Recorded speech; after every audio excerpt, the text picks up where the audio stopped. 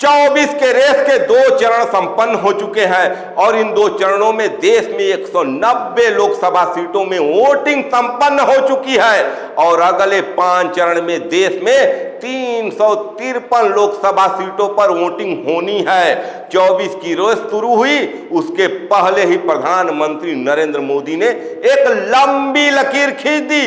कहा अब की बार एनडीए 400 के पार, और प्रधानमंत्री के खींचे हुए लकीर को और बड़ा किया देश के मेन स्ट्रीम मीडिया ने। अपने ओपिनियन पोल में कहा 400 के पार।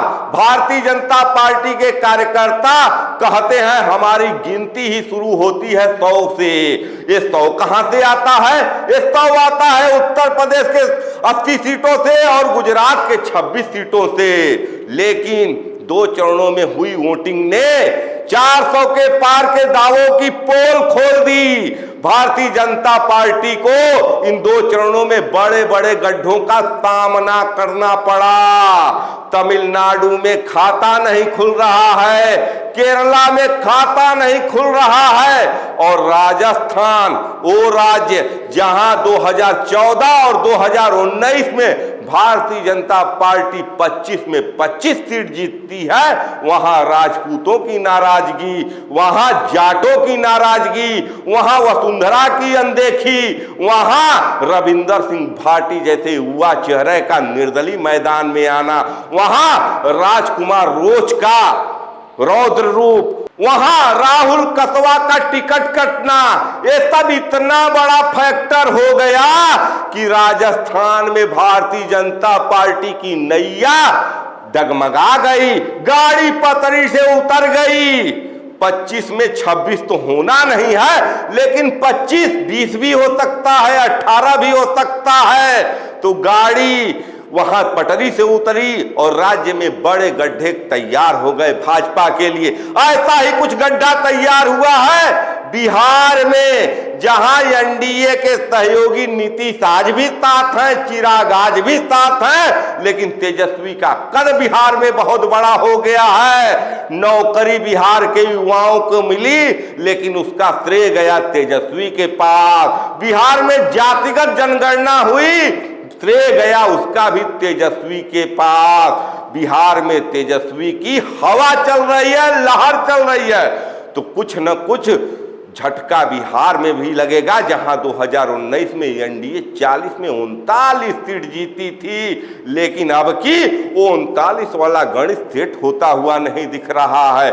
महाराष्ट्र, उत्तर प्रदेश के बाद देश में सबसे ज्यादा सांसद देने वाला प्रदेश, जहां पिछले बार एनडीए 48 में 41 सीट जीती, उस समय जब उद्धव साहब ठाकरे भाजपा के साथ खड़े थे, लेकिन आज उद्धव साहब की पार्टी को भाजपा ने तोड़ दिया है और साथ में तोड़ा है।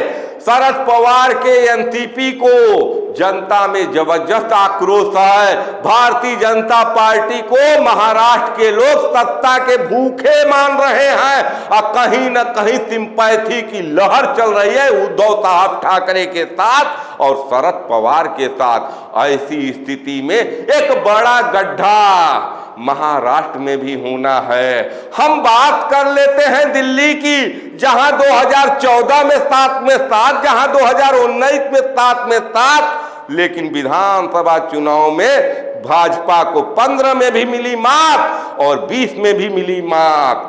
मुख्यमंत्री अरविंद केजरीवाल आज के तारीख में जेल में है और कहीं न कहीं दिल्ली की पढ़ी लिखी जनता मानती है कि हमको बिजली पानी मुफ्त की सड़क देने वाले अरविंद केजरीवाल को जिस सरकार ने जेल में डाला है उससे बदला लेना है। नैया डगमगा रही है दिल्ली में। नैया तो सुनने में आ रहा है कि आरएसएस के प्रयोगशाला माने जाने वाले मध्य प्रदेश में भी गड़बड़ हो रही है और मध्य प्रदेश में भाजपा का गणित गड़बड़ाएंगी मामा शिवराज की लाडली बहनें। लाडली बहनें जो 2023 के विधानसभा चुनाव में गेम चेंजर के रूप में आई, उनको आज के तारीख में महसूस हो रहा है कि ऊपर का नेतृत्व, शीर्ष नेतृत्व पर्ची से मुख्यमंत्री बनाकर हमारे भाई शिवराज के साथ धोखा कर दिए हैं। और कहीं न कहीं अगर लाडली बहनों ने खेला कर दिया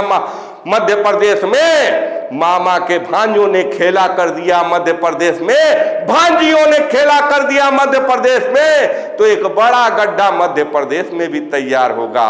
अब हम आते हैं देश के दिल उत्तर प्रदेश में, जहां इंडिया गठबंधन आज के तारीख में राहुल और अखिलेश के जोड़ी के रूप में दौड़ रही है, या कहें कि इंडिया गठबंधन को साथ मिल रहा है 14 से राजनैतिक रूप से हाशिए पर गई मायावती का।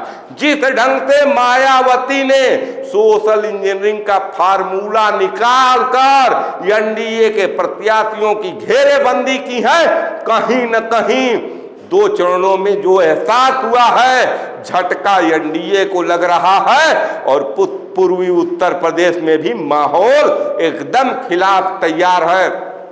और इसके बाद एक और फैक्टर है उत्तर प्रदेश में, जिससे निपटना भारतीय जनता पार्टी को मुश्किल होगा। एक नहीं 2 फैक्टर है। पहला फैक्टर राजपूत फैक्टर। गुजरात में राजपूतों के खिलाफ रूपाला का बयान से देश के राजपूत भाजपा से नाराज हुए हैं, और जिस ढंग से उत्तर प्रदेश में पिछले 10 साल में राजपूतों के टिकटों की संख्या को काटकर आधे पर लाया गया, जहां 14 में 21 राजपूत प्रत्याशी थे, वहीं 24 में 10 राजपूत प्रत्याशी हैं। राजपूतों में एक नाराजगी, और दूसरी नाराजगी इस उत्तर प्रदेश में भाजपा के 28 ऐसे सांसद हैं जो 24 में हैट्रिक लगाने वाले हैं, लेकिन कहीं न कहीं उनके संसदीय क्षेत्र पर एंटी इनकम्बेंसी की लहर बन चल रही है। ऐसे में राजनाथ सिंह और नरेंद्र मोदी को छोड़ दिया जाए तो हर प्रत्याशी अपनी हैट्रिक लगाने में जनता के विरोध का सामना कर रहा है। ऐसी स्थिति में अगर उत्तर प्रदेश में 20 से 25 सीटों का गड्ढा हो गया तो ये खेल 400 के पार नहीं 250 के नीचे आकर सिमटता हुआ दिख रहा है। और भी राज्य है चर्चा के लिए। हरियाणा, जहां पहलवान बेटियों का अपमान हुआ, जहां किसानों के ऊपर गोलियां चलाई गई। हिमाचल, जहां सत्ता पक्ष के विधायकों में तोड़फोड़ की गई। छत्तीसगढ़, जहां रमन सिंह की अनदेखी की गई। झारखंड, जहां कुर्सी पर बैठे मुख्यमंत्री हेमंत सोरेन को जेल में डाल दिया गया। ये सब वो राज्य हैं जो भारतीय जनता पार्टी के 24 में 400 के पार के नारे को जमींदोज कर रहे हैं। आपको क्या लगता है कि क्या वाकई अब की बार 400 के पार का नारा एक जुमला है, या इसमें वास्तविकता से कोई मतलब भी है? अपने राय विचार कमेंट कर जरूर बताएं। देखते रहिए खबरों के खिलाड़ी। मैं आपका पंकज कुमार। जय हिंद, जय भारत, नमस्कार।